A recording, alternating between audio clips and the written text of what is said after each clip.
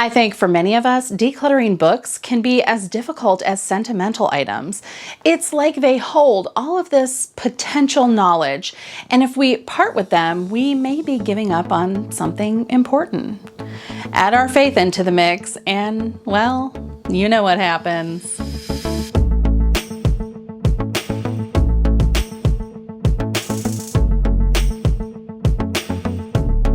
Well, hello friends, I'm Mary Beth with At What Cost, where simple living and deep faith go hand in hand. And if you're here from the mega motivational playlist and faith-based videos are just not your jam, well, there are about 20 other creators in this playlist that are going to have some great tips for you on decluttering books. But if you've ever wondered if it's okay for you to declutter a Bible you're not using, or sentimental books, or maybe books that were given to you or have notes in them, well, I've got you covered. Now, the short answer is yes, we can declutter Bibles, but the question is not usually that simple.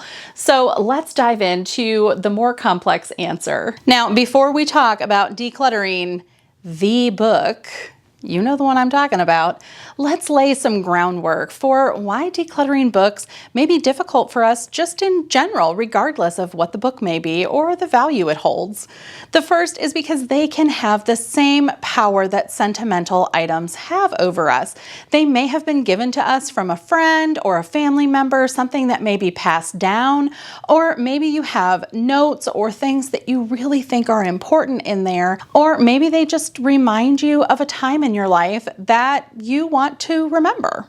We want to treat those books in the same way that we would our sentimental items. So whether it's finding a place to display them or putting them in a memory box, we want to treat them with the same level of regard that we would any of our sentimental items. But the same rules still apply. Be mindful of the container and how much you can actually keep. If everything is important, then, well, nothing's important.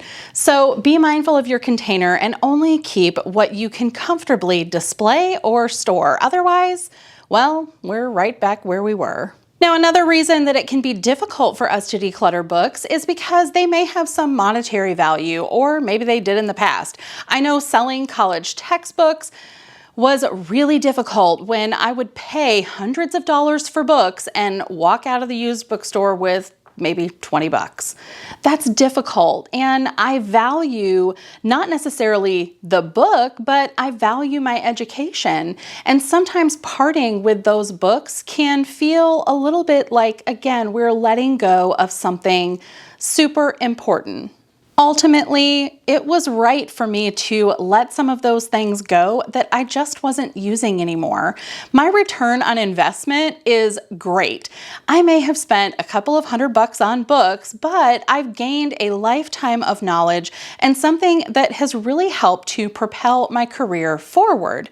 So letting go of those books, whether it was selling them in many of the options of used bookstores that we have, or even donating them to someone else, was actually really beneficial. I was able to pass on that knowledge to someone else and free up a lot more space on my bookshelves.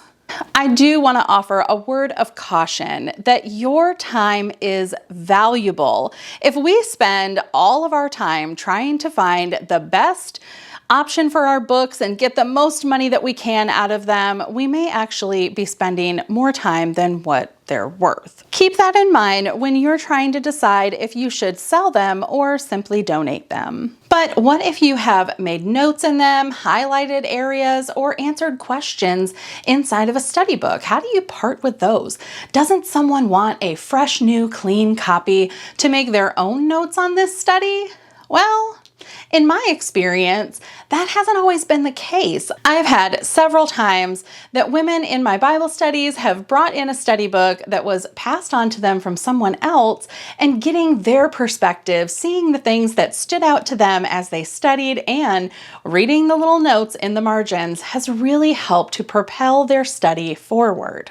We all see things from different perspectives, and wouldn't it be so wonderful to pass along some of that wisdom that you have gained to maybe a college student who's out on their own for the first time?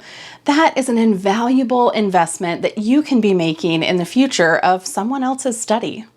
Now, if you're still referencing those books, then by all means, keep them. And I know sometimes we can hang on to things because we're afraid that maybe we won't be able to get them again if we somehow declutter something and remember that we actually really liked that book and we want to read it again, but now it's out of print. I mean, books do occasionally go out of print. The good news is we don't have to be the keepers of all of that knowledge. There are several companies who will reprint out of print books. You just have to do a quick Google search and they are hanging on to all of that information for you. Now, on to the big question. What about Bibles? And this can be a tricky one, and rightly so. Most people have multiple Bibles in their home. I certainly do myself. And we don't always use them. We tend to have kind of an old faithful that we go back to. Maybe you've made notes in it. And so it just tends to be the one that you pick up. The fact of the matter is 87% of US households have at least 3 Bibles. Most of us have more than one, and there are many who have none. Several years ago, well, maybe not several. Let's not say several.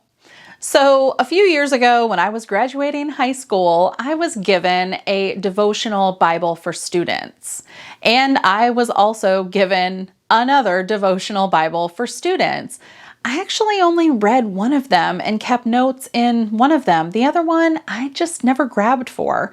So it was time for me to pass that along to someone else who may actually be able to use it, rather than having it sit on my shelf collecting dust and reminding me that I never actually looked at that one. So as a Bible study teacher, let me give you permission to pass along any of those Bibles that you may not be using. In fact, there are a lot of places that you can donate those Bibles so that someone can use them. I would encourage you to reach out to your church or maybe a hospital or prison chaplain, homeless shelters, women's shelters. Any place that serves people is probably happy to get one. And no one is going to think that you are turning your back on the Christian faith or that you don't respect your Bible. This is just another way that you too can help to work in the life of someone else who is walking in their faith. Now, what about those other types of books that we are not using or we have not yet read? I have been guilty of spending a lot of my Christmas money on books that I just haven't gotten around to yet. And typically with things that go unused in our home, I'm going to use one of the decluttering rules. I really like the idea from the Minimalist podcast where they look at the 90-90 rule. So if you have not used the item in the previous 90 days or you don't anticipate using it in the next 90 days, well, it's probably time for that to leave your home. And I was surprised to hear that they waver from that slightly when it comes to books. And by slightly, I mean a lot more than I expected. In fact, one recommendation was that if you truly intend to read the book, it may be okay for you to keep it for a year or maybe more.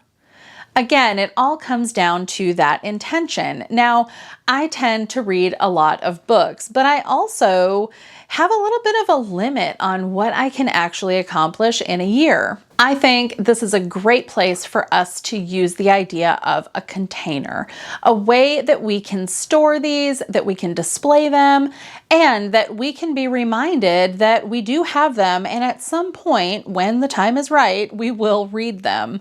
Using perhaps a bookshelf as your container that you're only going to keep as many books as comfortably fit on the shelf is a great way for you to set up a healthy boundary in that area and remind you that you want to keep working toward increasing that knowledge, especially in your faith. And if the minimalism gurus say that you can keep things a little longer than you'd expect, well, then by golly, it's okay with me.